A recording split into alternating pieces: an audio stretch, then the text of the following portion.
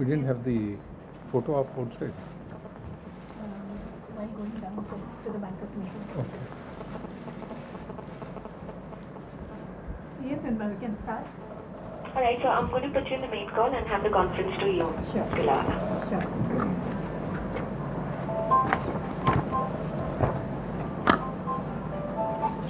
Ladies and gentlemen, good day and welcome to the Reserve Bank of India conference call on first bi-monthly monetary policy 2015-16.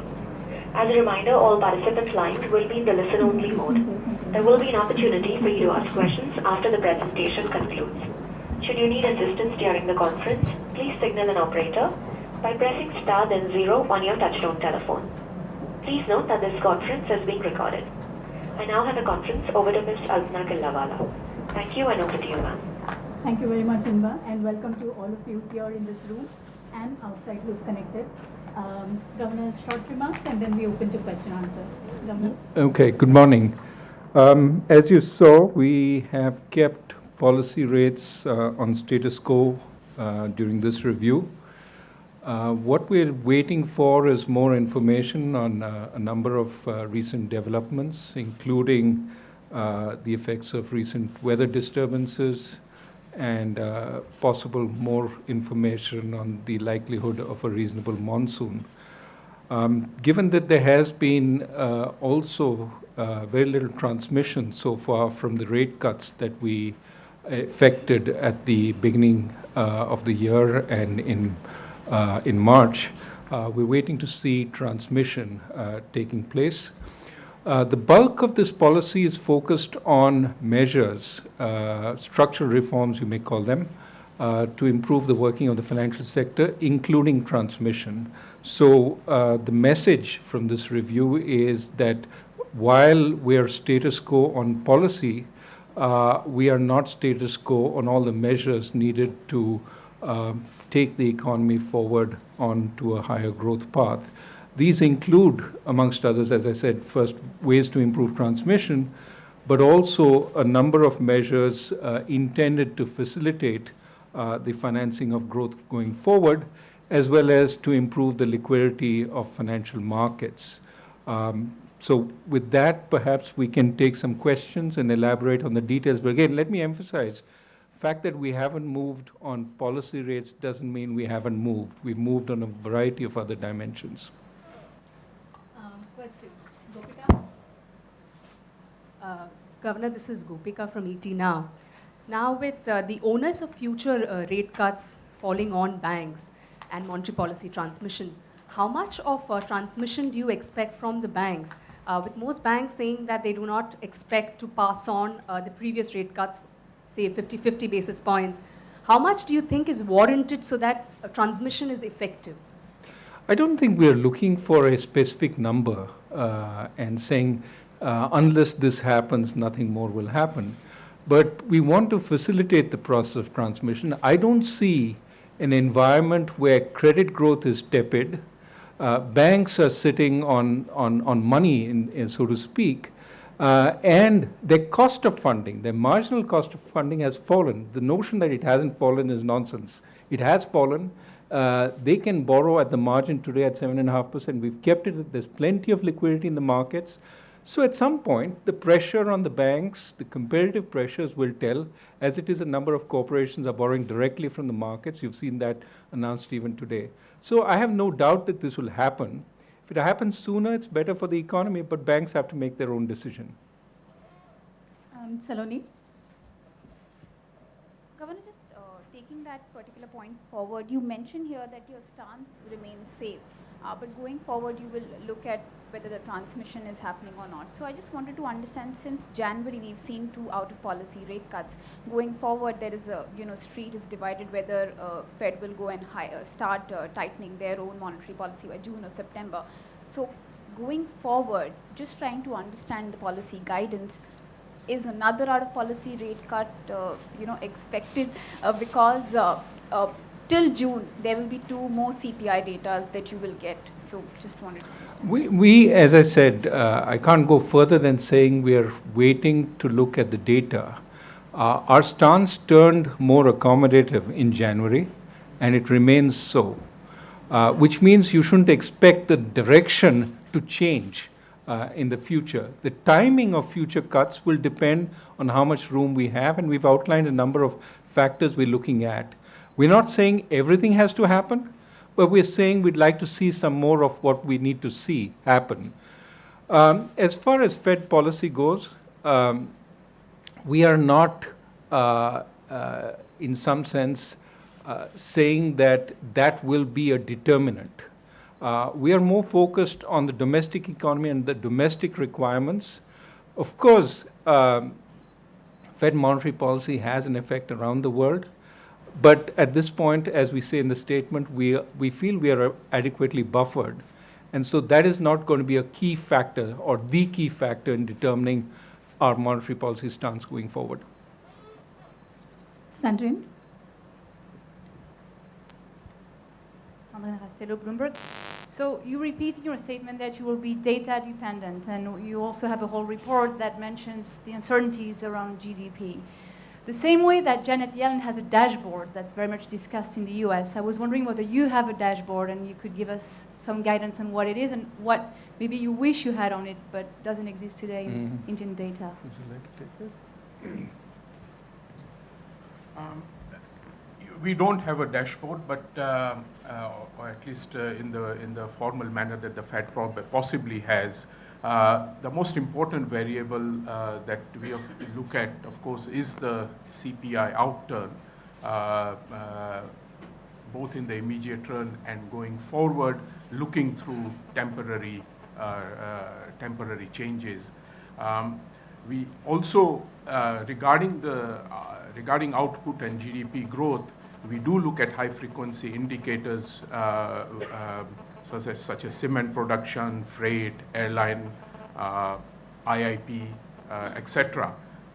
And those have been taken into account in making our GDP forecasts in the monetary policy review and in the statement itself. Pradeep?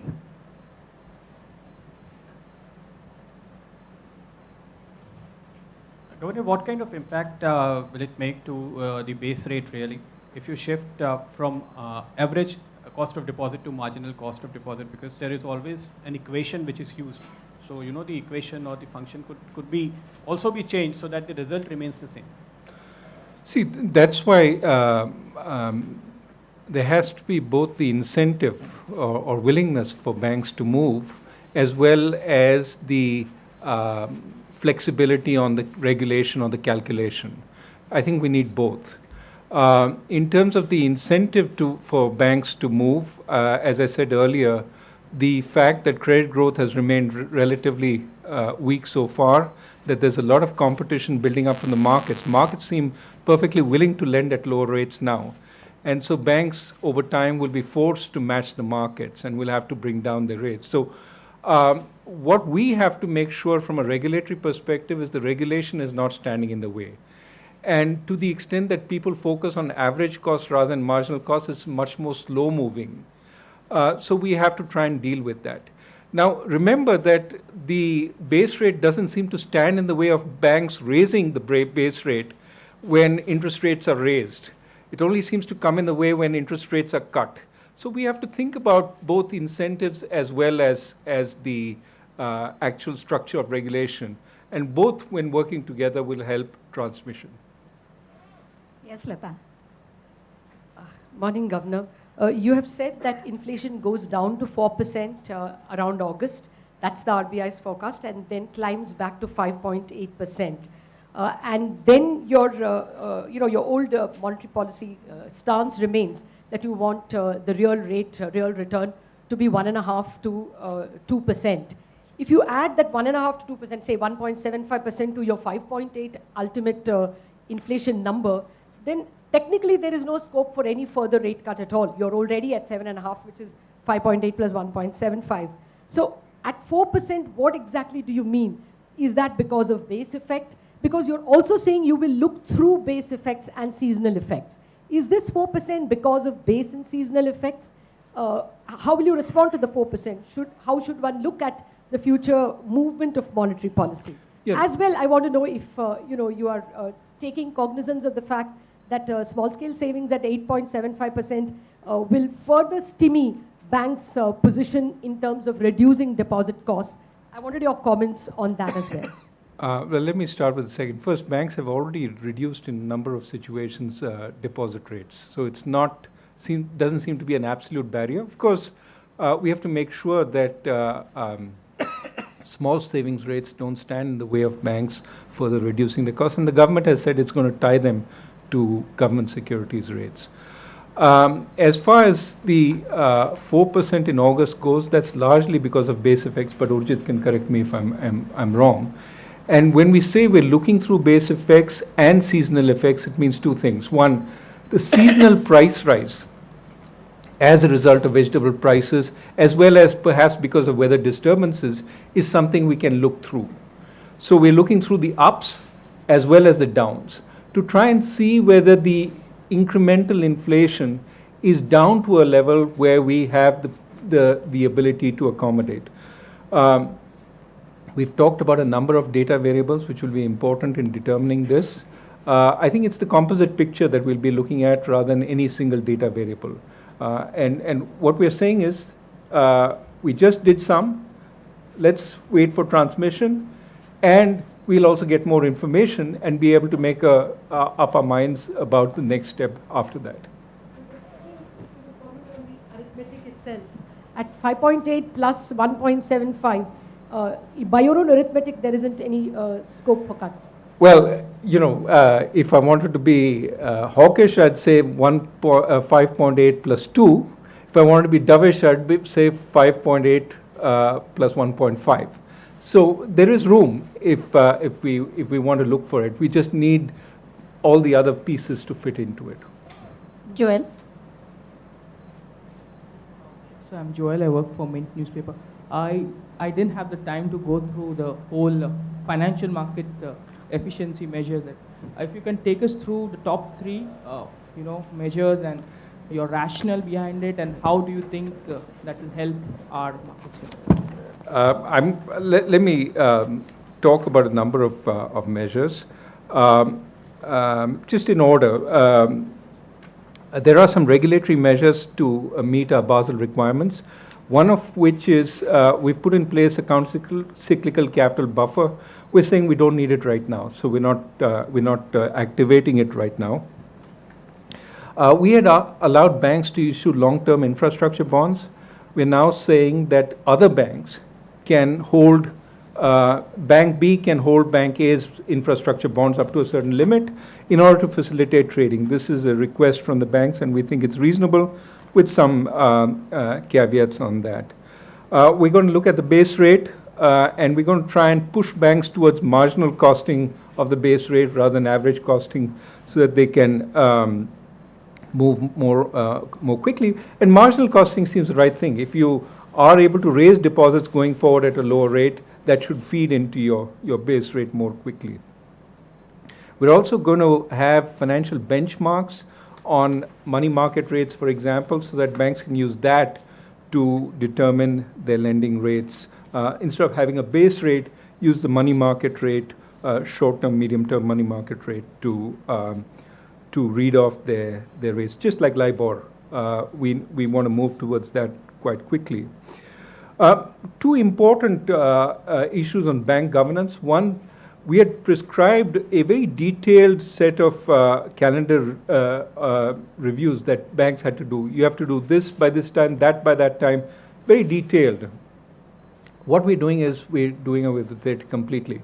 We're saying bank boards can now look at 7 elements which were prescribed by the NAI committee. These are just 7 things that are important, like risk management, strategy, human resources management. They can figure out how frequently they want to look at it, when they want to do it, how they want to do it. We're just liberating the bank boards to use that time better. We're also recognizing the need to bring in high quality professionals into bank boards. Earlier we had limited how much professionals could be paid on bank boards. We are still going to limit it, but in a way that makes it competitive, the pay structure for bank boards comparative with other boards, so that they can attract high quality people. And we're going to work with the government to ensure that similar compensation is available for public sector boards so that public sector boards are no worse in competing with private sector boards. We are allowing well-managed urban cooperatives to issue credit cards, and we're also allowing a number of state cooperative banks to open ATMs without having to go back to the Reserve Bank.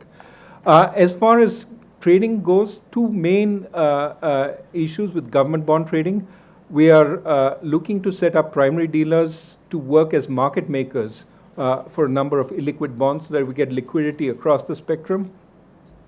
And we're also going to make it easier for individuals to trade government bonds. Now, typically, there isn't a huge amount of individual demand, but it shouldn't be that roadblocks are in the way of individuals buying government securities, and we're going to ease the way in a number of ways. We're going to open up the possibility of Indian corporations issuing rupee bonds abroad. Now, that's a big thing because a lot of investors want to come to India to buy corporate bonds today. We're going to allow the corporations to issue abroad so that it can be traded abroad.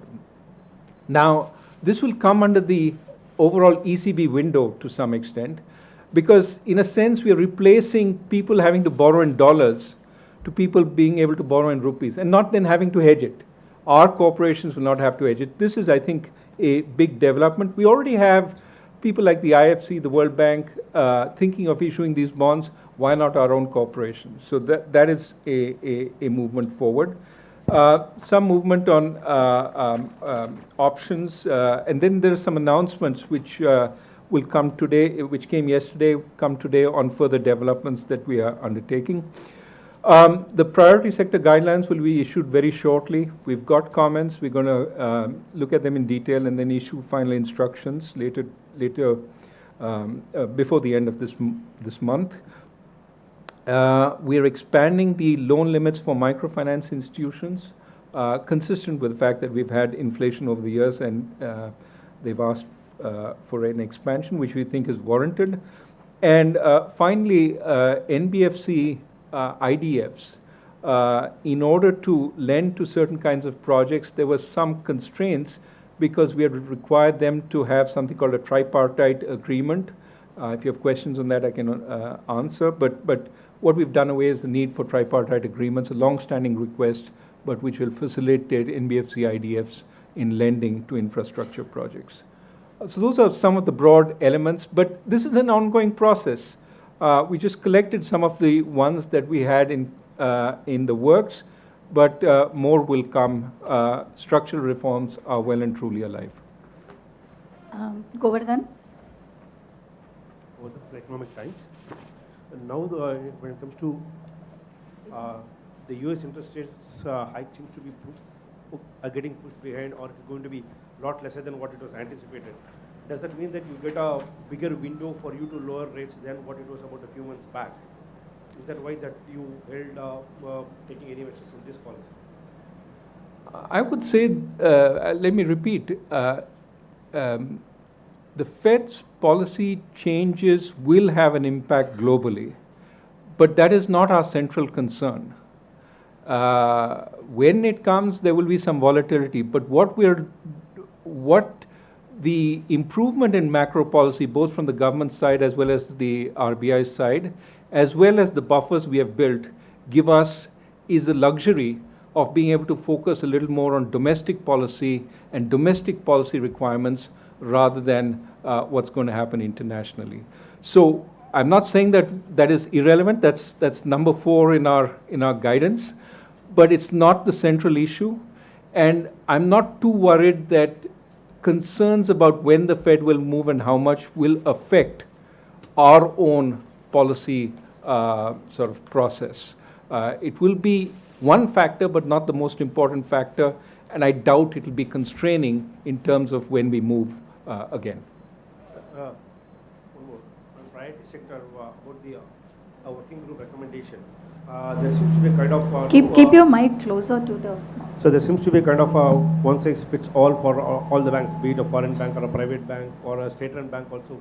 That seems to be missing the kind of every bank institution will have its own strengths and weaknesses. So what is your reading of the working group recommendation? As I said on the occasion of our 80th anniversary celebrations, are moving towards an ownership neutral kind of structure, institution neutral, ownership neutral. We're doing it for the NBFCs, we're doing it for the banks. There should not be an unlevel playing field. What we are saying is, yes, we recognize certain banks have certain expertise, and therefore let them trade that expertise through the priority sector lending certificate. So if some bank can do more of agri, can sell those certificates to the foreign banks. So what we do recognize is that there is an adjustment path that is needed, and we will take that into consideration when the final guidelines are put out. But the notion that we have to maintain this unlevel playing field is probably unwarranted. Amol? Hi sir, Amol from Z Business. मेरा सवाल sir NPA Put से your mic close. Hi sir, Amol from Z Business. मेरा सवाल NPA से जुड़ा है. आपने last time कहा था कि फाइनेंस मिनिस्ट्री से आपने बात की है DRT का प्रोसेस स्ट्रेंथन करने के लिए. मैं जानना चाहूँगा उस पर क्या अपडेट है. And on the second side sir, एक तरफ banks are it's difficult for them to recover the money from NPA. At the same time it's challenging for them to raise the capital as well. ये जो सारा NPA जो है एक दिन में नहीं हुआ है, बिकॉज RBI के डेटा के हिसाब से 6 लाख करोड़ से भी ज़्यादा का NPA है. तो RBI के भी इंस्पेक्शंस होते हैं, बैंकों के भी डे टू डे ऑडिट्स होते हैं. क्या ये चीज़ को तभी देखा नहीं गया था? आपको लगता है कि वहाँ पे ज़्यादा इश्यूज तब हुए थे और ज़्यादा उसको गौर से नहीं देखा गया था? How RBI is looking at this entire issue? Let me ask Mr. Mundra to speak on the NPA issue. Let me address the DRT's issue. Dr. Adya from the DFS has been looking at this issue. Of course, he is better placed to answer the question that you asked me. But we have sat together. He has come to talk to the DRTs and understand some of the concerns that are keeping them from expediting cases.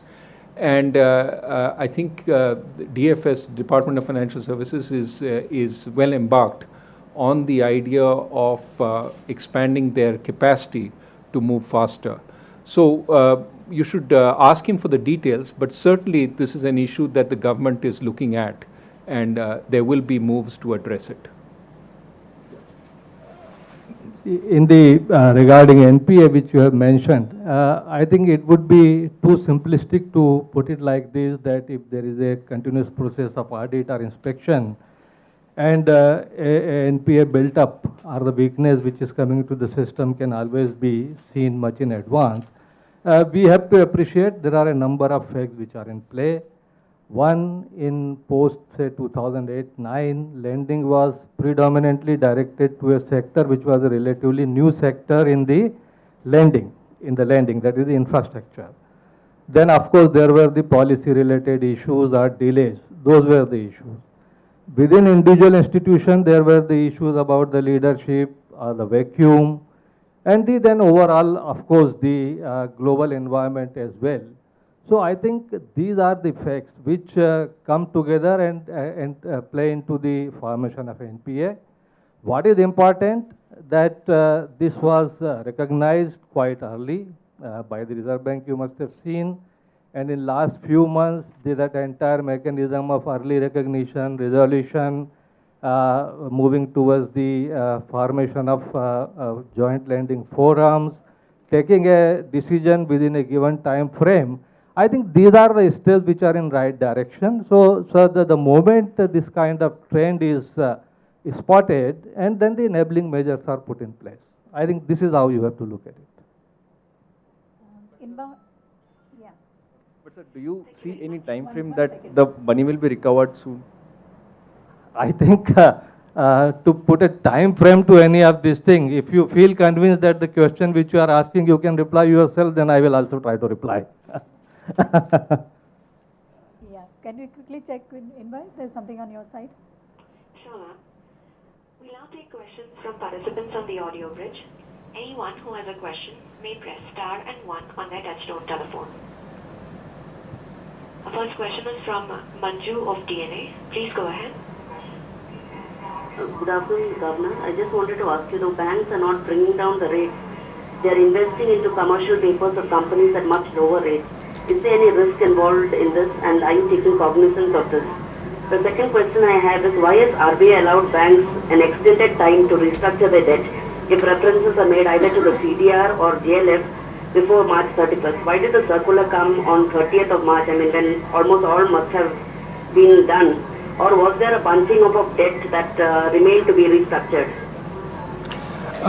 Let me address the second issue first. I think the rules of both the JLF basically allow any entity that goes into the JLF 120 days to figure out what needs to be done, and at the end of it, as an incentive to do it fast, the asset classification that prevailed before it went into the JLF persists. So all we're saying is this continues to hold even post March 31st. Now, that does give a little bit of time for companies to, for banks to deal with problem companies and so on. But the notion here is it's really a softening of the end of forbearance rather than any change in the fact that forbearance has come to an end. Now, why didn't we say this, a quarter or two ago? Well, perhaps that would have given banks an incentive to wait a little longer before addressing the issues. And I have repeatedly said the faster banks address issues, the better it is. So basically, we, said on March 31st, anything that's already come in gets that 120 days to fix it. So you don't have to sort of rush head over heels to do this immediately and do bad deals as a result. But there's no more forbearance after this. Anything that goes in after this does not get forbearance. The first question was on yes, banks are, I mean, this is part of the issue, right? That banks are able to lend at lower rates today, which is exemplified by their buying CPs. So we do have to look at the institutional constraints on them not cutting rates more generally through the base rate system, which is what we're partly trying to address with this encouragement towards pricing on the basis of the marginal cost of credit. But I think the incentive for them is also clear because they're lending to companies at the commercial paper rates that's suggesting that they're happy to pick up the returns that are available today in those kinds of markets, which means they should be happy to lend at those rates to normal customers going forward. So I think the adjustment is a matter of time. Given the amount of liquidity that is going to be released during this month, March is a tight month, April is much less tight, I think there will be incentives for banks to cut rates. Next question, Imba. Sure, ma'am. The next question is from Radhika Mervin of Hindu Business Line. Please go ahead.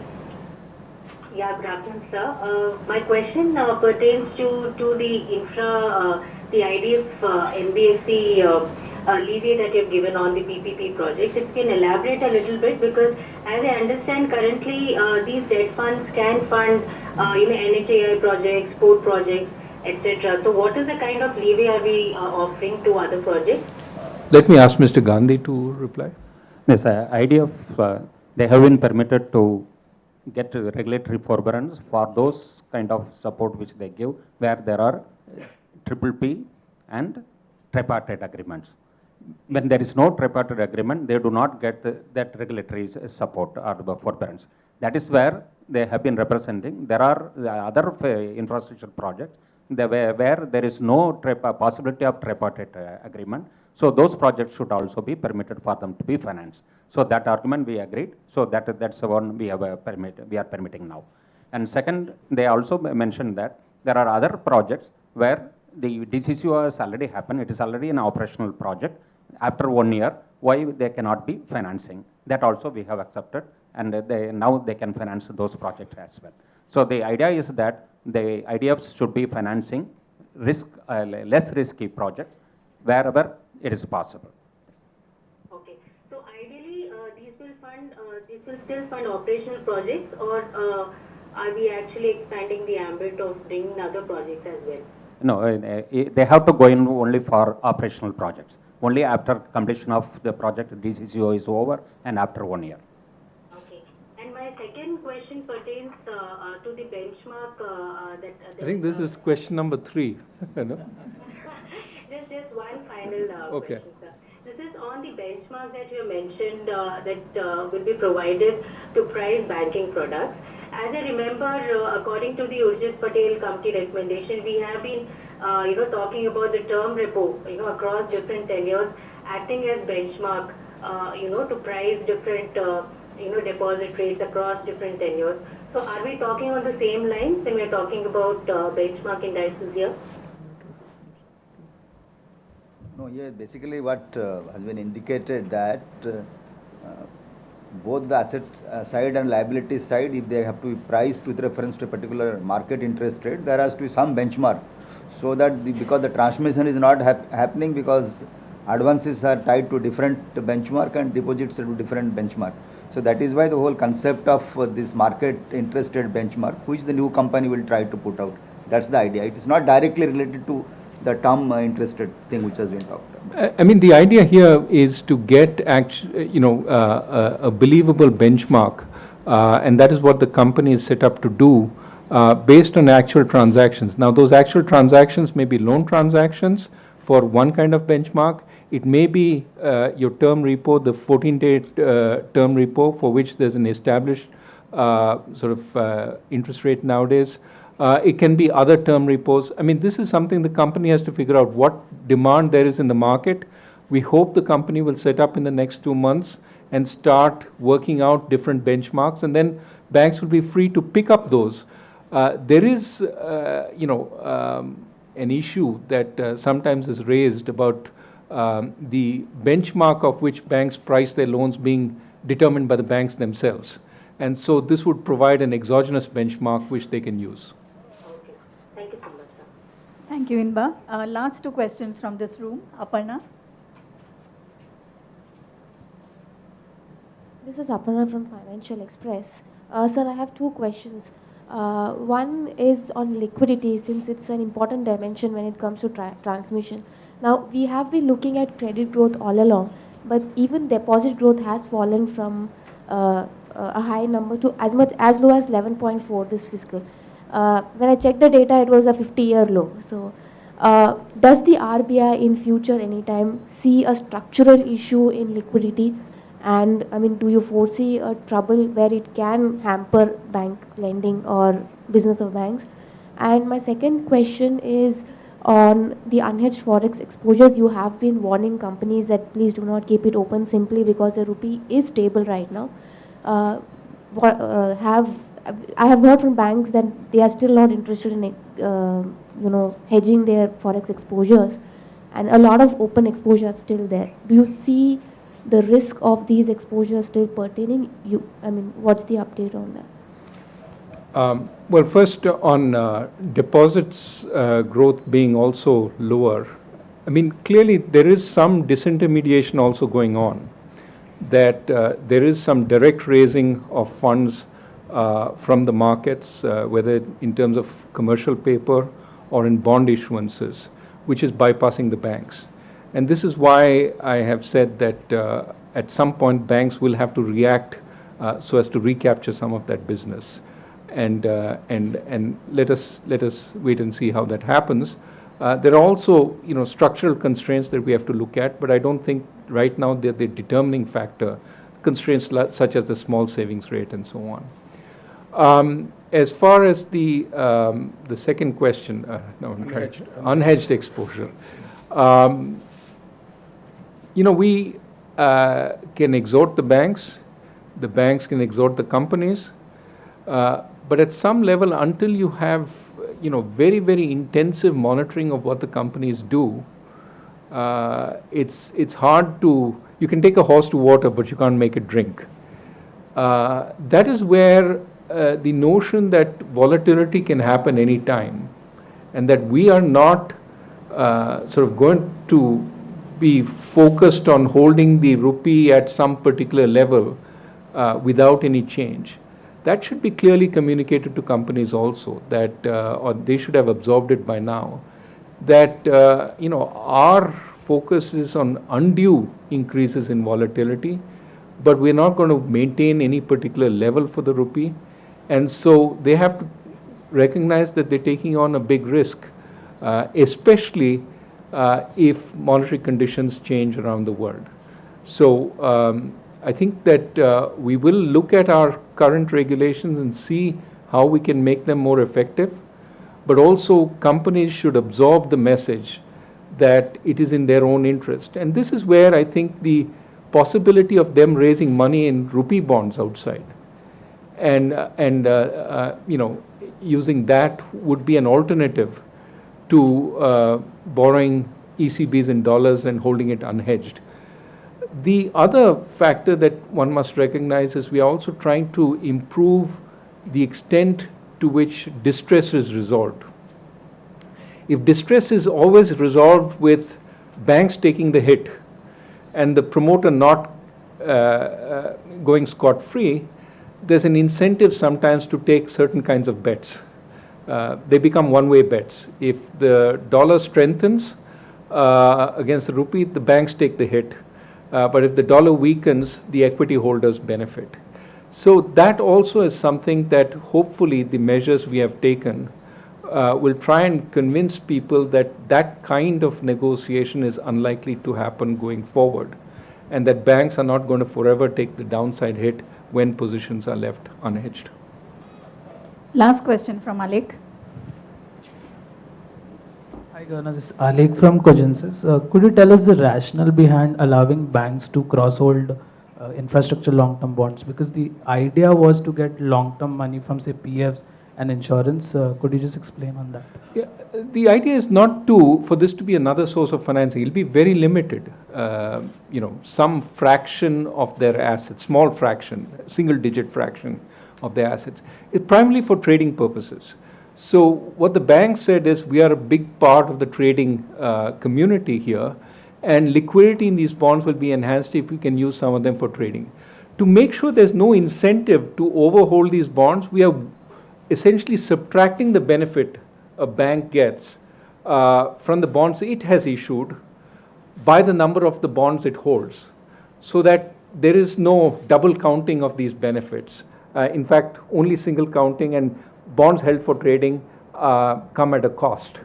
So we just ensuring that these are used for trading rather than you know, become a way of bank A holds B's bonds and B holds A's bonds, and they both get all the priority sector as well as liquidity benefits. Let's take one last question because. Take the mic. Sir पिछले बार जब rate cut होने लगे थे, जब banks भी interest rate घटा रहे थे, तब हमने देखा कि जो लोन्स हैं वो पुराने ग्राहक के लिए तो सस्ते नहीं हो रहे थे, लेकिन नए ग्राहक के लिए ज़रूर सस्ते हो रहे थे. तो इस बार जबकि अब रेट कट साइकिल फिर से शुरू हुआ है, आरबीआई किस तरह ये इंश्योर करेगा कि पुराने ग्राहक के लिए भी जो है लोन सस्ता हो? To the extent that a loan is tied to a benchmark like the base rate, then when the base rate comes down, the loan EMIs will also come down. So anything that is tied to a common rate will adjust accordingly. So we don't have to issue special new instructions to make sure that this happens. Thank you very much. Thank you, sir. Thank you. Thank you. Let them go first, the executives.